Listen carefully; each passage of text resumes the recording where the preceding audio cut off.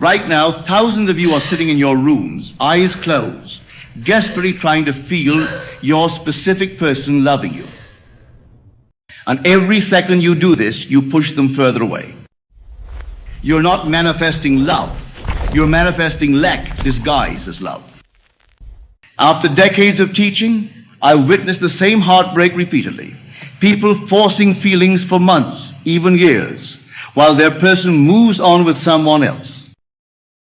But I've also witnessed countless students manifest committed relationships in weeks, not by feeling harder, but by stopping completely. I have had people say to me, you know, I want that man and no other man. I said, no, you don't. You want to be happily married. You don't want that man or no man. Oh yes, they insist, that man or no man. Then of course this always shocks them. I say, if he dropped dead right now, would you want to be married? Well, he isn't going to drop, I didn't ask you that. If he dropped dead right now, or is right this very moment, accused of being the world's greatest thief or murderer, do you still want him? Well, now why ask those questions, Neville? I want that man. But you see, it isn't that man. They want to be happily married. I have gone to so many weddings where it was either that man or none. And it wasn't that man. They married someone completely different and were blissfully happy. Why does this happen? Because when you desperately focus on a specific person, you're not in the state of love. You're in the state of lack. You're saying, I don't have this person's love. I need this person's love. I'm empty without this person's love. And consciousness, being the only reality, gives you exactly what you're assuming, the lack of their love. But when these same people finally let go of that specific person and simply assume they were happily married, loved, cherished, without forcing it toward anyone specific, that's when either that person returned, transformed, or someone even better appeared. Listen to this carefully, for it will change everything about how you approach love. In the book of Isaiah, we are told, your maker is your husband. The Lord of hosts is his name. Now, what does this mean for your earthly relationships? Your true husband, your true union is with consciousness itself, with God. And when you realize this, when you truly marry yourself to the feeling of being loved by the very source of existence, then and only then do earthly relationships reflect this inner marriage.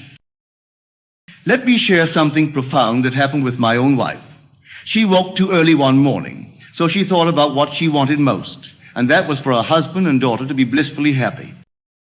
Not trying to force anything, not visualizing specific scenarios, just dwelling in the wish for our happiness. She fell asleep in that feeling and had this dream. She saw me lying on a couch and heard me say, I don't feel comfortable here. She replied, I know you don't like to sleep on the first floor, but would rather be elevated and sleep above. Then the dream changed and she was putting a puzzle together with our daughter Vicky, who began to laugh as she picked up a piece and watched it fall into its perfect place. Looking at Vicky, she said to herself, I have never seen her look so pretty and be so blissfully happy. When she woke, she knew her desire for our happiness had been heard in the depth of her being and must now come to the surface. She didn't try to force it. She simply held the feeling of our happiness, and consciousness responded. This is the secret. You don't manipulate people into loving you. You assume the feeling of being loved, and the world has no choice but to reflect it. Let me tell you about another profound experience that reveals even more. A lady who attended my lectures had a remarkable dream. She found herself moving into a new apartment, completely furnished with all her possessions. When she awoke, she was concerned. Did this mean she would leave her husband? I explained to her, this dream does not mean you're going to leave the man you love. Your true husband is God. You have moved into an entirely different state of consciousness. I told her, you moved into the awareness of your true husband, which is the Lord God Almighty, whose symbol is your earthly husband. You have discovered the great secret of moving from state to state. And watch, your love for your earthly husband will grow stronger. When you first meet someone, you are fired. by passion, by need, by desire. But when you discover your true marriage is with consciousness itself, when that passionate need fades, your relationship grows deeper. You become more concerned for each other. A deeper love takes over. This is what people don't understand. They try to manifest a person to complete them, but you are already complete. You are already married to the source of all love. When you realize this, when you rest in this, earthly love comes not from need, but from overflow. Now I know what you're thinking, but Neville, I can't stop obsessing about them. I can't stop wanting them. The more I try not to think about them, the more I do. This is exactly why forcing the feeling creates the opposite result. You're caught in what I call the desperation loop. This is why I want to share something special with you. It's called the Manifest Reset, 5 gentle shifts that help you stop forcing love and start embodying it naturally. Comment love below, and I'll send you this guide completely free. Particularly reset number 3. Letting go doesn't mean giving up. This principle alone has transformed more relationships than any visualization technique. Because letting go doesn't mean you stop wanting love. It means you stop strangling your desire with desperate energy. Comment love below, and I'll send you this guide completely free. It will show you exactly how to shift from chasing love to naturally attracting it. But let me share the most important principle of all. The changing of the feeling of I is the secret to everything, especially love. Let me explain what I mean. How will you know that you have changed the feeling of I? By beginning first with an uncritical observation of your reactions to life. If you assume I am loved, but your reactions remain those of someone unloved, jealousy, insecurity, checking their social media, analyzing their every word, then you have not changed the feeling of I. You see, when you truly change your I am from I am seeking love to I am loved, your reactions automatically change. You stop checking if they're called. You stop analyzing their behavior. You stop needing validation, not through effort or willpower, but because your entire state of being has shifted. A change of the feeling of I results in a change of reaction, which results in a change of environment and behavior. Others must respond differently to you because you are different. But let me warn you now, a little alteration of mood is not a transformation. When I say that you must change your state, I mean you must remain in that state long enough to make it stable, so that all your energies flow from the state of being loved. You are no longer thinking of being loved. You are thinking from being loved. When you reach that state of stability, watch your world mold itself in harmony with this inner change. People will come into your world to love you, and they will think they are initiating the urge. They're only playing their part. They must do what they do because you have done what you did. Let me tell you about the deepest secret of all, what I discovered about the very nature of love itself. In one of my most profound experiences, I was spirited into God's presence when asked, what is the greatest thing in the world?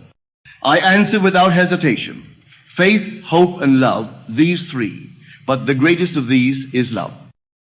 With that, he embraced me, and I completely fused with him. I now wear the body of God, which is infinite love. While in that oneness, yet without loss of identity, I discovered the ultimate truth about love. You see, we are told in Genesis, man leaves father and mother and cleaves to his wife, and they become one. This is God's arithmetic. 1 plus 1 equals 1.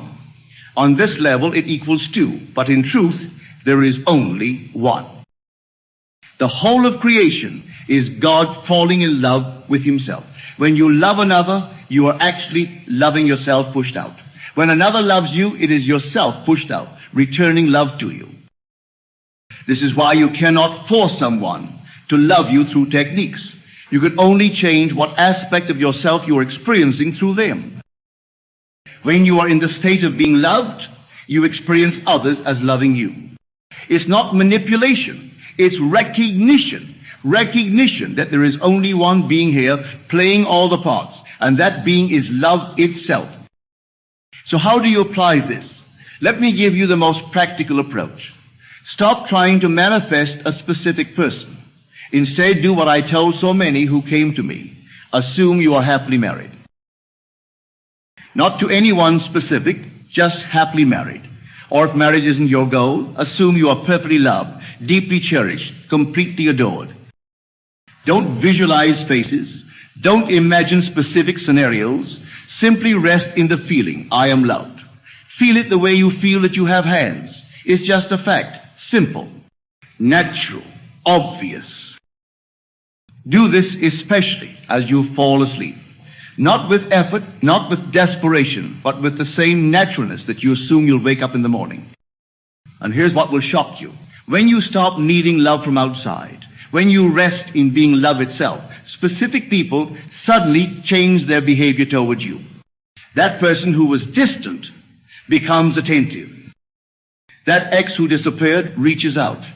New people appear who can't help but be drawn to you. Why? Because you've changed the only thing that matters, your consciousness of yourself. You've changed your I am. Remember, do not concern yourself with the means. Always go to the end. Dwell in the end, and you will hurt no one. If you try to devise the means, trying to make them jealous, trying to get their attention, trying to convince them, you are messing the whole thing up. For those ready to master this completely, remember the Manifest Reset Guide I mentioned. Reset number 1 helps you stop forcing the feeling. Reset 2 shows you how to shift your self-concept from seeking to having. Reset number 3, about letting go without giving up. This one principle has saved more relationships than any other technique. If you haven't already, comment love below, and I'll make sure you receive it. These aren't just theories. They're practical shifts that work with your consciousness naturally. Remember this above all else. Your maker is your husband. You are already united with infinite love itself. Every earthly relationship is just a shadow of this supreme romance. When you stop seeking love and realize you are loved, when you stop trying to be loved and rest in being loved, the entire world must reflect your new assumption. But here's what separates those who find lasting love from those who chase forever. Most people try to manifest love while keeping the rest of their consciousness in lack. They want love but feel unworthy of success. They want partnership but feel incomplete alone. In my teaching on the quantum secret, I reveal why all manifestation is actually effortless when you understand the true nature of consciousness.